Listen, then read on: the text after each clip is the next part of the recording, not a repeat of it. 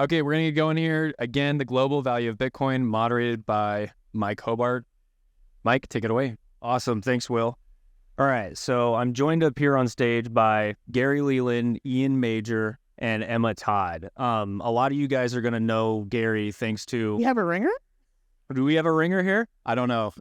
Robert Hefner with Hash Power, but yeah, they had me. Lee had me up here, not on the formal. Well, Robert, how are you? Thanks for joining, man. Pleasure to meet you. Yeah, thanks for joining. Hop into this conversation however you want to feel like hopping into it. Okay, so anyway, Gary has been, a lot of you guys probably know Gary. He's the founder of BitBlockBoom, very popular conference in the Bitcoin space in general. Ian Major, you're not nearly as well as known just because you got started up with Joel's, right? That's right. Okay. Yeah, that's right. Just earlier this year. Yeah, glad to have you here. And then Emma Todd, also somebody who is not relatively very public, but you are also playing a very important role in the Bitcoin mining space. So I wanted to start off with a couple of individually pointed questions here for you guys. Gary, I will start with you first. You've been a champion of the Bitcoin conference game for years now with BitBlockBoom, which has served as a melting pot for the brightest minds in our space and providing a very welcoming and intimate event similar to the North American Blockchain Summit, very much smaller but kind of pointed attendance. So I wanted to ask you, what have you seen from your end as far as the proliferation of understanding of Bitcoin? How has that progressed? I'd have to say that, first of all, BitBlockBoom is a Bitcoin-only conference. It's not a blockchain or an NFT. It's Bitcoin only. And the biggest thing would be from using 7 years ago, our first year as an example, we had one female attendant. One. 3 years ago, we had 15. So we were really cooking. This year, I'd say about 20% of our attendees were female. So the amount of women growing in Bitcoin has increased a lot. That's what I've seen the most. The most noticeable thing is the amount of women, which has always surprised me, since I feel like, at least ways in my household, my wife controls the purse strings. And if I want to spend some money, I have to go, hey, Kathy, can we do this? And she'll say, yes, we can, or no, go make some more money.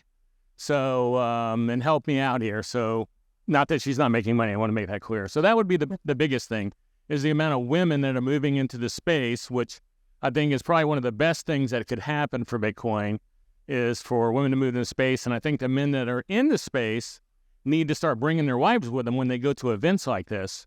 Even if their wives aren't into the space, my wife is not what I would say a Bitcoin maximalist like I am, but she's been to so many of these things. She can answer any question. She knows the answer because she's heard me say it 100 times. So that would be my answer. And a good example of actually that you guys recently had on your spaces would be the Cost family, right? Mickey and Lindsay, getting his wife into the whole Bitcoin space now. She absolutely loves it. So kind of dovetailing off that topic, or that question, Gary, in what ways has the discussion evolved around just Bitcoin or Bitcoin mining in general? Well, yeah, I'm not into Bitcoin mining per se. Okay. But I think one of the biggest things I've seen in discussion evolved that BitBlockBooms have been involved with, or that I've been involved with, is the separation of Bitcoin from the other 19,999 shitcoins. So to me, that's been the biggest thing, is that they made a distinction. I don't know where it happened and who started on it, but Bitcoin is Bitcoin and the rest are over here. And I think that's the best thing that's happened to Bitcoin in a long time, is a separation, a wall between the two. Oh, Marshall's here. I'm so sorry, everybody. About to get real. Sorry, I'm a maxi for True and True. Hey, I'm okay with the energy, so keep it coming, Marshall. One last thing for you, Gary, before we get on to Ian and then Emma. Do you believe BBB or BitBlockBoom has gotten to play a role in this aggressively shifting conversation on both the financial and the political worlds? I don't know how much of a role it's played. I know that we've had some of the biggest names there is in Bitcoin, from Saifedean Ammous. His first book signing was at my event, all the way down every year. We have some of the biggest and brightest people there. But I do know that a lot of people come up to me every event I go to, even at this event, that I don't even know that we're at an event, and they come up to tell me how thankful they are. They got their dream job by attending BitBlockBoom because now they work in the Bitcoin field, not the crypto field, the Bitcoin field, not blockchain field, the Bitcoin field. And so that is like the most exciting thing I can ever hear is if they got their dream job in Bitcoin. Awesome. Were you one to join in on that? I might pile in a little bit, but because I think you're disadvantaged with me being up here a little bit, not being able to prepare as well. But yeah, by all means. Yeah, so in Oklahoma, we just launched the Oklahoma Bitcoin Association, and I want to echo his sentiment there that I'm very thankful as somebody who's an LP in a alternative shitcoin hedge fund. It is not done well, and it's so much easier to first explain Bitcoin and then allow the other stuff to percolate in. So, I really echo that, and I hope that progresses further. Good to hear, man. All right, Ian, let's go to you. As a former senior managing consultant at MasterCard, forgive me for being assumptive here, but I would assume that you saw a few problems or difficulties within like the financial rails world. What were some of those problems if you had that kind of visibility? Yeah, the pre-Bitcoin Ian, it's like a world I can barely remember. But so the way I got into MasterCard, I was working as a consultant for some time, and we were actually acquired. And so MasterCard was buying all sorts of data and analytics companies to complement its kind of core payment business. And as part of that, I got the opportunity to go out to Dubai, live in Dubai for a couple years, and lead that acquired business unit for the Middle East and Africa. And so one of the very first realizations was the whole theme there was, of course, financial inclusivity, right? That's one of the big slogans that, MasterCard, Visa are going to use. How do we bank the unbanked? How do we bring, people in emerging markets onto these networks? And as I looked at what was entailed in that, right, you have thousands and thousands of team members at MasterCard and Visa alike working on operations, technology, millions and millions and millions and millions of lines of code that kind of backs all these traditional rails. You have the product teams, you have the sales teams, you have the bank on the other side that MasterCard is selling to, their product team, their sales team, right? So you have all this complexity just to get one person onto this network versus a true random number generator on your phone and an internet device. Like the difference is crazy in terms of plugging people in to these closed systems, i.e. the traditional payment rails, and the open peer-to-peer, interoperable network of value that is Bitcoin. So it just seemed wildly at odds. Like if the goal here was financial inclusivity, surely we'd want to embrace the thing that is actually accessible to most people on Earth. And so that was kind of one of the first tipping points. And that doesn't even get into yet like merchants accepting payments and all the kind of pain they have to go through, right, with this four-party payment model. So what happens is you, the consumer, right, you've got the payment card and you have an issuing bank that issued you that card. And then meanwhile, the merchant also has a bank called the acquiring bank. And so what happens when you swipe your card is you're asking permission to your bank. Hey, can I spend my money? The bank says, yes, we'll allow that. And the same thing happens for the merchant. It's like, hey, can I accept this money that I sold a good or service for? And so it's this permission system. The issuing bank, the acquiring bank, the card processor, MasterCard, Visa, et cetera, all of them take that fee, right? And so it's wild, right? It's pretty abundantly clear that if financial inclusivity is the goal, if enabling merchants to sell their goods and services in an efficient way is the goal, the traditional model is not the answer. All right. Well, you laid me up for the next question here. So I'm going to assume after assuming your background, were those problems what drove you to start Jolts? Yeah, so Jolts is interesting. So we're not Bitcoin payments per se. We're actually a little more focused on loyalty and rewards. And the reason for that is, I spend an awful lot of time within MasterCard. They had us kind of going and looking at the loyalty programs of these big banks, of these big airlines, of these big retailers. And I think probably most folks in the audience have the intuition that like, okay, loyalty points, it's just sort of a fiat derivative, so they're probably also a scam. And your intuition would be right, but I don't think a lot of people have done the actual math. Believe it or not, in most cases, your loyalty points, your miles, your airline miles, your hotel points, whatever they are, they're typically getting devalued even faster than the melting ice cube that is your fiat in your bank account. I'm talking like 20, 30, 40% every kind of couple of years. The last couple of years have been unique, right? There have been a lot of inflationary pressures on businesses. And so what's easier for a business? Outright raising their prices, that's painful, versus devaluing the purchasing power of their points. People are going to still be mad, but it's a little bit sneakier and easier to do. And so like this idea that, and oh, by the way, there's $200 billion worth of points, miles, all these different loyalty units of value sloshing about globally. And so if you just do the math, consumers are probably getting robbed of about $10 billion annually in purchasing power. So like a pretty big deal. And so we started Jolt to offer an alternative to that. Instead of something that is, programmed to debase and lose value and buy less and less stuff over time, why not do something that buys more stuff over time? And that, of course, is Bitcoin. So there's Bitcoin, the asset, but then also Bitcoin, the network, that makes it a lot easier to exchange different forms of value. What if I could easily exchange my Starbucks points for airline miles or vice versa? So that's kind of the impetus. And we saw that during my time at MasterCard, like all these businesses are investing so much money in personalization engines, contextualization engines, all these fancy AI, machine learning, like all these things to try and get the right offer to the right customer at the right time, when there are just far more foundational problems when it comes to consumers and how they feel about the value they're getting from loyalty programs. Awesome. Well, you just answered the other question I was going to be asking you too. So we'll move on to Emma here, give you some time to talk. Emma, I saved you for last because, no offense to you guys, but Emma's in my favorite sector of the Bitcoin space as far as Bitcoin mining. So I'm not trying to be favoritist here, but have you seen the conversation around Bitcoin mining evolve or change in particular in like the last, say, 2 years? 100%. It's totally changed. Can you guys hear me? Oh, you can hear me now. A little bit closer. Okay. So to give you guys a little bit of context, I kind of like to fly under the radar, just like my good friend Marshall over there, but he's not really under the radar. He says really crazy things on Telegram groups. It's like, well, if you've been there, you already know. So I've been in mining since 2018.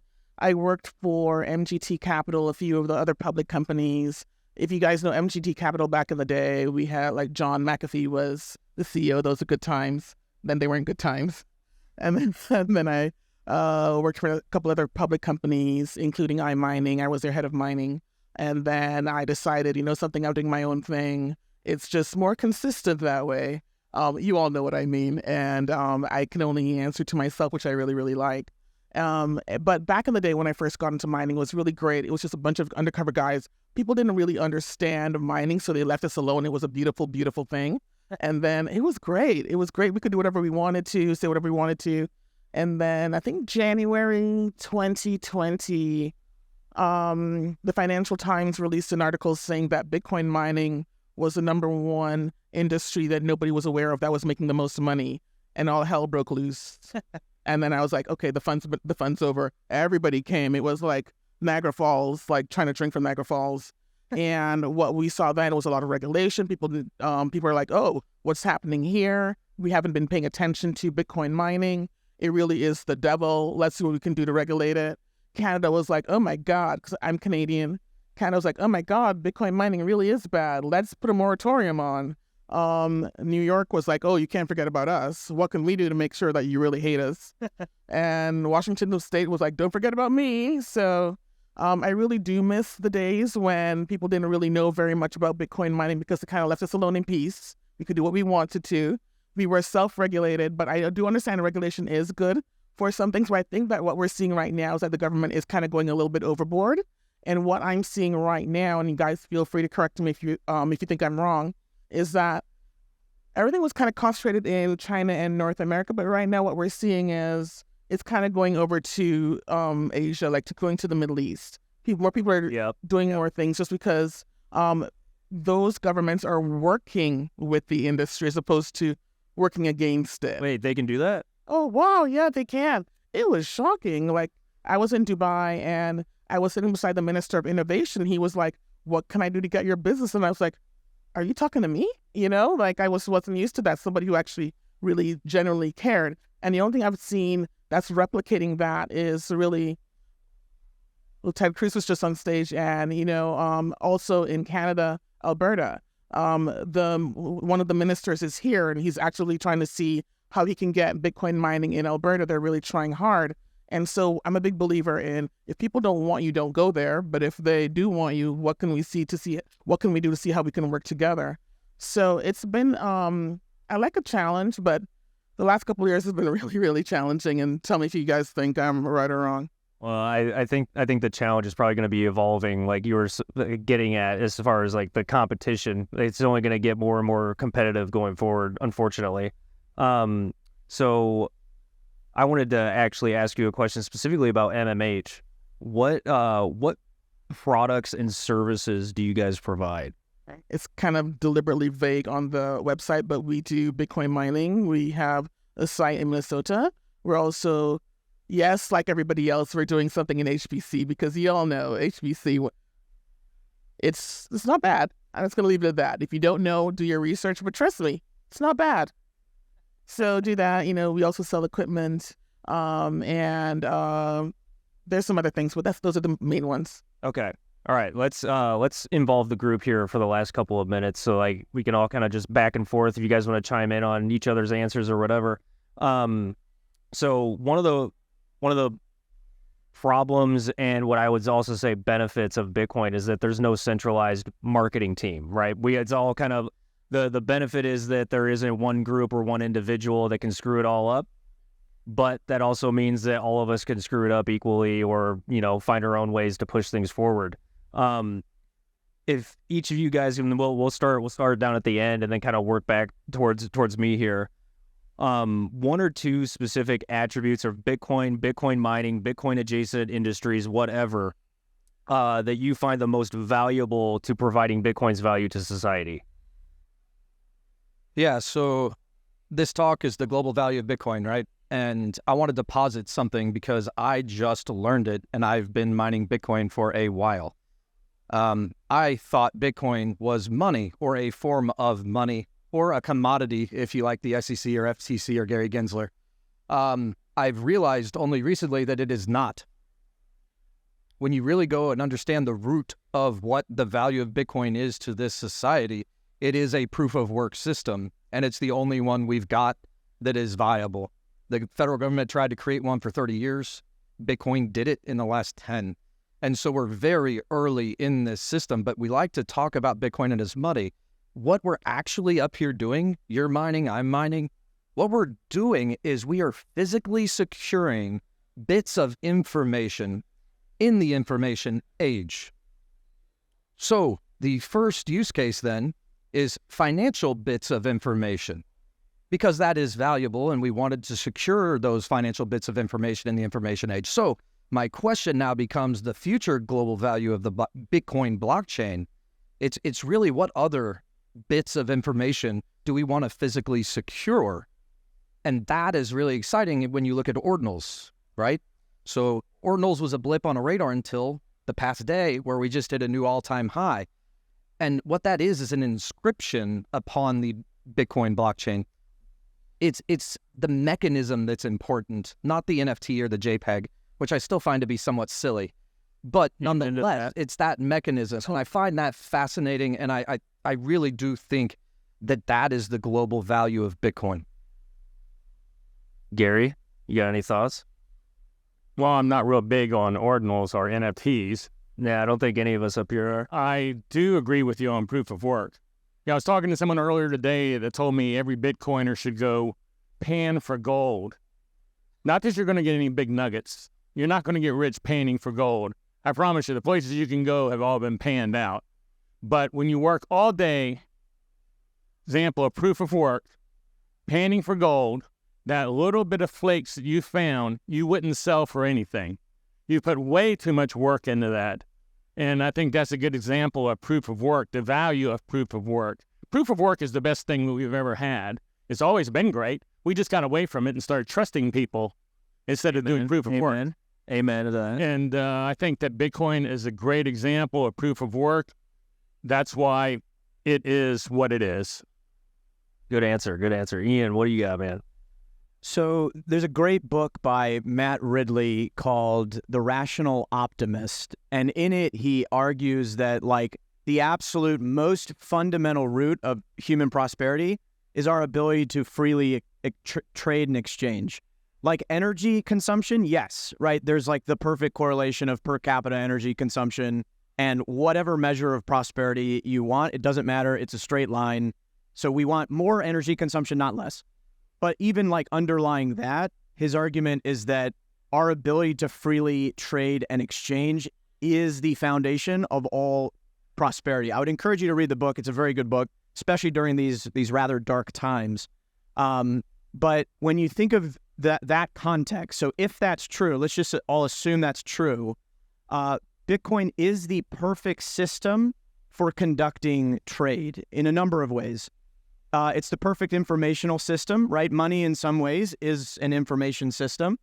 There's no leakage, right? It has, this perfectly predictable supply issuance schedule. So you're not forced to become a Fed reader and just to make economic decisions. Furthermore, it's this kind of triple entry accounting ledger. That's a first. That's a first innovation in accounting for hundreds and hundreds of years. So it's this perfect information system coupled with being this truly global, permissionless, uncensorable, governed by game theory and incentives as opposed to individuals that we have to trust. So like it is the ultimate tool for conducting human trade globally. And so, imagine the young kid in, an emerging market, like grabbing a copy of Photoshop and learning some skills and being able to market those skills to a corporation, on the West Coast. Like, this is beautiful. We want more of this. And the more we can freely trade and exchange as humans globally without limits, without restrictions, the better, the more prosperity for everyone. And Bitcoin is the tool and system and network that accomplishes that. Emma, what do you got? Okay, I'm going to throw some numbers up for you guys. Okay, so you are right. Bitcoin doesn't have any marketing. Crypto doesn't really have any marketing. So what did we all do? We all tried to do lobbying. So we're doing some lobbying, right? We're trying hard. We're trying to do some lobbying. I pulled some numbers. The crypto industry, we did 22 million last year in lobbying, right? We're really trying to get the word out there. We're not evil. We're trying to do some good things. We're really trying. I hate to say this, right now as it stands, this is not going to be something that we win. Why? Because last quarter, the banks did 22 million in lobbying. So for the year, they did 88 million to 90 million, right? So this is not something that we're going to win, which means that what you all have to do is get out there individually and tell people we can only do so much. We're not evil. We're trying to do good. We're trying to do what we think is best. And so you really kind of have to work hard at that. But one thing that I will say that I have learned, because I do some work with banks and credit unions, is that the word is getting out there that we're not evil. So what we're finding is that what people are doing, and I mean the everyday average people who don't know anything about crypto, but they're seeing some stuff on the news. And we're talking about the working folks here, the ones who don't have that much money. What they're doing is when they have $20, $30, $50, $100 to spare, what they're doing is they're buying crypto from their banks. They're storing it at the banks. They're using it as a store of value.